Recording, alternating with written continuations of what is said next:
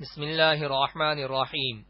صرف 5 منٹ کا مدرسہ قرآن و حدیث کی روشنی میں 114واں دن 24 ربیع الثانی۔ نمبر 1، اسلامی تاریخ۔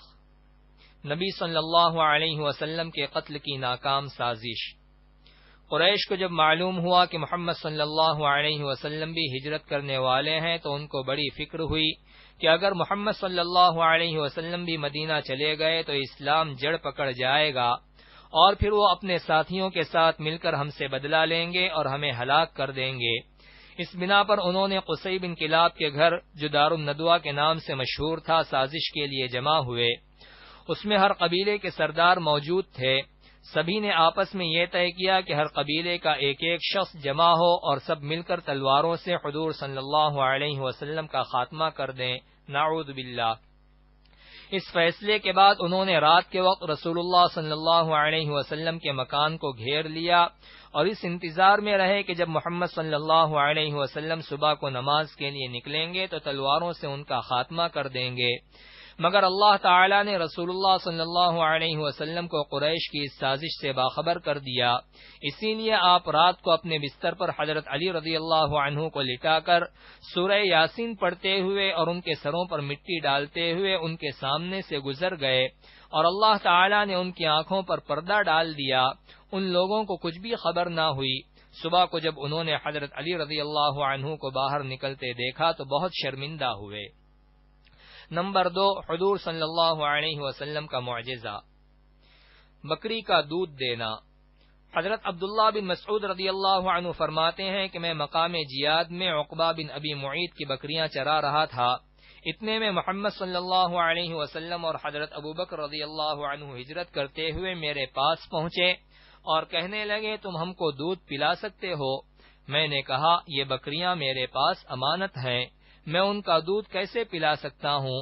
تو فرمایا اچھا ٹھیک ہے، اتنا تو کرو کہ جس بکری نے ابھی تک بچہ نہیں جنا اس کو لے آؤ۔ تو میں نے ایسی بکری حاضر کر دی۔ آپ صلی اللہ علیہ وسلم نے اس کے تھنوں پر جیسے ہی ہاتھ پھیرا تھنوں میں دودھ بھر آیا، پھر اس کو ایک پیالے میں دوہا، اس میں سے آپ صلی اللہ علیہ وسلم نے پیا، پھر حضرت ابوبکر کو اور پھر مجھ کو پلایا اور تھنوں سے کہا سکڑ جاؤ تو وہ تھن اپنی پہلی حالت پر لوٹ آئے۔ نمبر 3، ایک فرض کے بارے میں، سجدہ سہو کرنا۔ رسول اللہ صلی اللہ علیہ وسلم نے فرمایا جب تم میں سے کسی کو نماز میں بھول چوک ہو جائے تو سجدہ سہو کر لے۔ فائدہ، اگر نماز میں کوئی واجب بھول سے چھوٹ جائے یا واجبات اور فرائض میں سے کسی کو ادا کرنے میں دیر ہو جائے تو سجدہ سہو کرنا واجب ہے، اس کے بغیر نماز نہیں ہوتی۔ نمبر 4، ایک سنت کے بارے میں، بارش کے لیے یہ دعا مانگے۔ رسول اللہ صلی اللہ علیہ وسلم نے بارش کے لیے ہاتھ اٹھا کر یہ دعا مانگی، اللہم اغثنا اللہم اغثنا اللہم اغثنا۔ ترجمہ، اے اللہ ہمیں بارش عطا فرما، اے اللہ ہمیں بارش عطا فرما، اے اللہ ہمیں بارش عطا فرما۔ نمبر 5، ایک اہم عمل کی فضیلت، گھر سے وضو کر کے مسجد جانا۔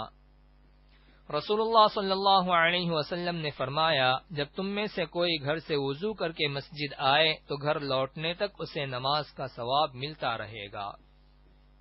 نمبر 6، ایک گناہ کے بارے میں، کافر ناکام ہوں گے۔ قرآن میں اللہ تعالی فرماتا ہے بے شک جو لوگ کافر ہو گئے اور دوسروں کو بھی اللہ کے راستے سے روکا اور ہدایت ظاہر ہونے کے بعد اللہ کے رسول کی مخالفت کی تو یہ لوگ اللہ کے دین کو ذرا بھی نقصان نہیں پہنچا سکیں گے اور اللہ تعالی ان کے تمام اعمال کو برباد کر دے گا۔ نمبر 7، دنیا کے بارے میں، لوگوں کی کنجوسی۔ قرآن میں اللہ تعالی فرماتا ہے سن لو تم ایسے ہو کہ جب تم کو اللہ کی راہ میں خرچ کرنے کے لیے بلایا جاتا ہے تو تم میں سے بعض لوگ بخل کرتے ہیں، اور جو شخص کنجوسی کرتا ہے تو حقیقت میں اپنے ہی لیے کنجوسی کرتا ہے، اور اللہ تعالی غنی ہے، کسی کا محتاج نہیں، اور تم سب اس کے محتاج ہو۔ نمبر 8، آخرت کے بارے میں، حوض کوثر کیا ہے؟ رسول اللہ صلی اللہ علیہ وسلم نے فرمایا کوثر جنت میں ایک نہر ہے جس کے دونوں کنارے سونے کے ہیں اور وہ موتی اور یاقوت پر بہتی ہے۔ اس کی مٹی مشک سے زیادہ خوشبودار، اس کا پانی شہد سے زیادہ میٹھا اور برف سے زیادہ سفید ہے۔ نمبر 9، طب نبوی سے علاج۔ ورم یعنی سوجن کا علاج۔ حضرت اسماء رضی اللہ عنہا کے چہرے اور سر میں ورم ہو گیا تو انہوں نے حضرت عائشہ رضی اللہ عنہا کے ذریعے آپ صلی اللہ علیہ وسلم کو اس کی خبر دی۔ چنانچہ حضور صلی اللہ علیہ وسلم ان کے یہاں تشریف لے گئے اور درد کی جگہ پر کپڑے کے اوپر سے ہاتھ رکھ کر 3 مرتبہ یہ دعا فرمائی: اللہم اذہب عنہا سوءہ وفحشہ بدعوت نبیک الطیب المبارک المکین عندک بسم اللہ۔ پھر فرمایا یہ کہہ لیا کرو۔ چنانچہ انہوں نے 3 دن تک یہی عمل کیا تو ان کا ورم جاتا رہا۔ نمبر 10، نبی صلی اللہ علیہ وسلم کی نصیحت۔ رسول اللہ صلی اللہ علیہ وسلم نے فرمایا، تم اپنے کسی بھائی کی مصیبت پر خوشی کا اظہار مت کرو، اگر ایسا کرو گے تو ہو سکتا ہے کہ اللہ تعالیٰ اس کو مصیبت سے نجات دے دے اور تم کو اس مصیبت میں مبتلا کر دے۔